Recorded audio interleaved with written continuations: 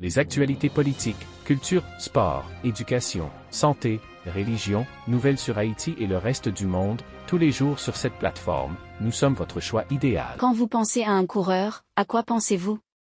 Quand une personne est, avec chaque pouce, chaque once, chaque nerf, chaque tendon, courir une course?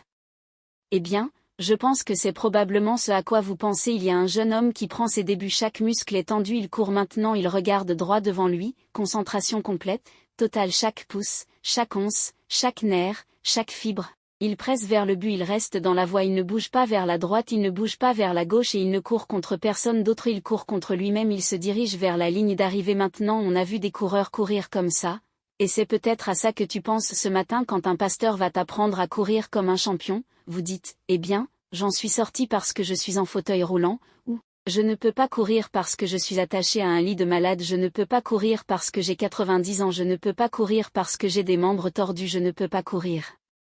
Eh bien, vous pouvez courir, et vous devriez courir, et vous courez si vous écoutez notre écriture aujourd'hui chapitre 12 des Hébreux versets 1 et 2, c'est pourquoi, voyant que nous sommes aussi entassés d'un si grand nuage de témoins, mettons de côté tout poids, et le péché qui nous assaille si facilement, et courons avec patience la course qui nous est présentée. Regardant sur Jésus, l'auteur et le finisseur de notre foi, qui pour la joie qui a été mise devant lui a enduré la croix, méprisant la honte, et est déposé à la droite du trône de Dieu. Eh bien, selon cette écriture, si vous êtes sauvé, vous êtes un coureur, vous êtes dans la course maintenant, vous ne pourrez peut-être pas courir athlétiquement, mais vous pouvez certainement courir spirituellement et c'est de cela dont nous parlons. Le sport était une grande chose à l'époque de Paul, saviez-vous que?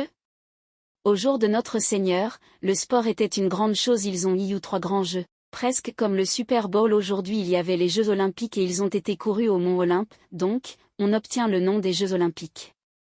Il y avait aussi les Jeux Pythiques et ceux-ci se déroulaient à Delphes et puis il y avait les Jeux Isthmiques et ils se déroulaient à Corinthe et ils les ont mis en scène au fil des années. Donc si vous étiez riche ou mécène, vous pouviez passer d'un jeu à l'autre. Les athlètes de cette journée étaient tellement admirés, encore une fois, un peu comme notre journée. Ils avaient tout mis à leurs pieds s'ils gagnaient la partie pour leur pays, on louait leur nom, on écrivait de la poésie à leur sujet, des statues étaient sculptées et ciselées en leur honneur, ils avaient le reste de leur chemin à travers la vie, leur chambre, leurs planches, leur nourriture. Tout cela était payé, l'empereur louait le coureur qui lui apportait gloire et renommée et à son pays. Eh bien, les temps n'ont pas beaucoup changé, n'est-ce pas? Il ne faudra pas longtemps avant que la saison de football arrive. Un homme a dit à sa femme, maintenant, avant le début de la saison de football, y a-t-il quelque chose que vous voulez me dire? Nous aimons le sport. Mais beaucoup d'entre nous disent, vous savez, pasteur, je ne peux pas courir, et c'est vrai.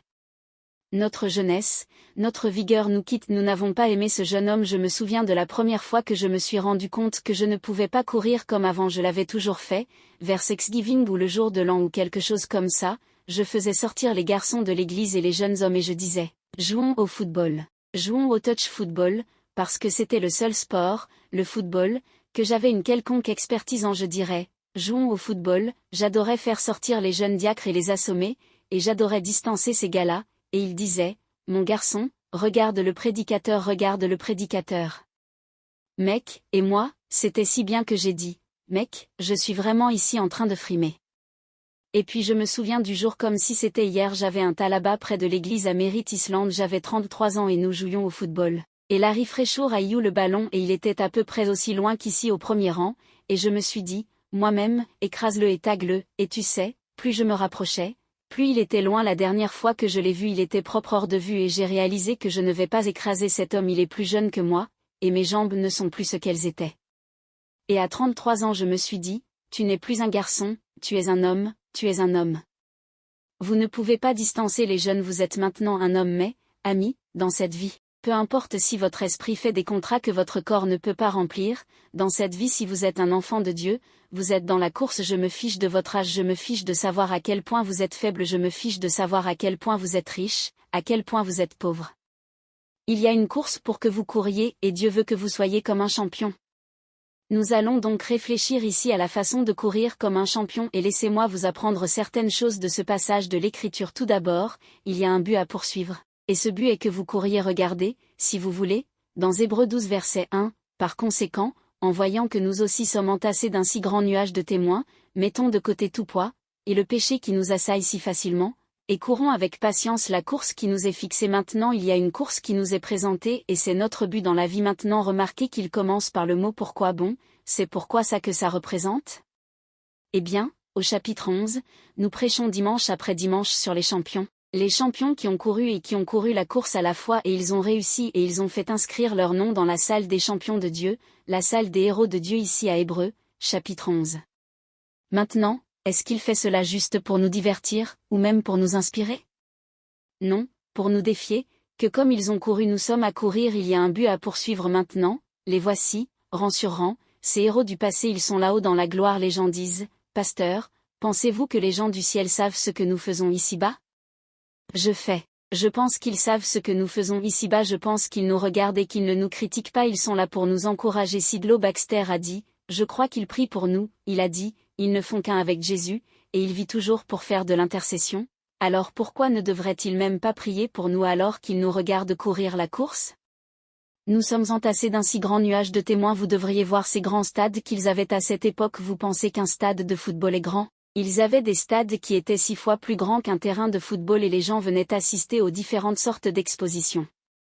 Il y aurait des courses à pied, il y aurait des courses de relais, il y aurait des courses de distance, il y aurait des sprints, il y aurait le javelot, le disque, toutes ces choses un peu comme une compétition sur piste moderne. Et Paul ramasse la figure. Je crois que Paul a écrit des Hébreux, il ne l'a peut-être pas écrit, mais je pense qu'il a bien écrit des Hébreux. Nous savons que c'est la parole de Dieu inspirée. Mais l'écrivain a dit que nous sommes très comme ça, nous sommes maintenant sur le terrain de jeu, et ces héros du passé sont là-haut dans les tribunes, et nous avons un but à poursuivre, nous sommes de courir la course qui est fixée devant nous maintenant. Écoutez-moi, nous ne courons pas afin d'arriver au ciel, Dieu nous préserve, que vous devriez jamais penser cela, que d'une manière ou d'une autre si vous gagnez la course, vous allez au ciel. Le ciel n'est pas le but à la fin de la course, le salut n'est pas le but à la fin de la course, c'est le cadeau qui vous met dans la course, mais il y a un parcours fixé pour Adriane et un parcours fixé pour vous.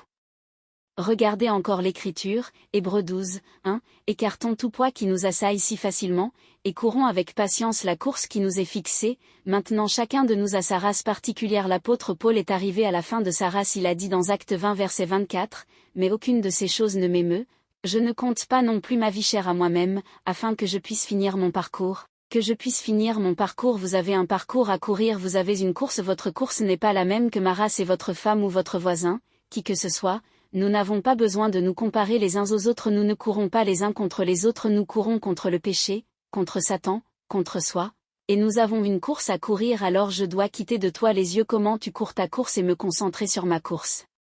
Vous savez, il y a des gens qui disent, vous savez, si j'avais le talent d'ainsi et d'une telle personne, c'est ce que je ferais, si j'avais l'argent qu'il a, c'est ce que je ferais, et vous commencez à essayer de courir la course de quelqu'un d'autre. 2 garçons étaient assis sur le porche, m'a-t-on dit. L'un d'eux était un très grand garçon courageux.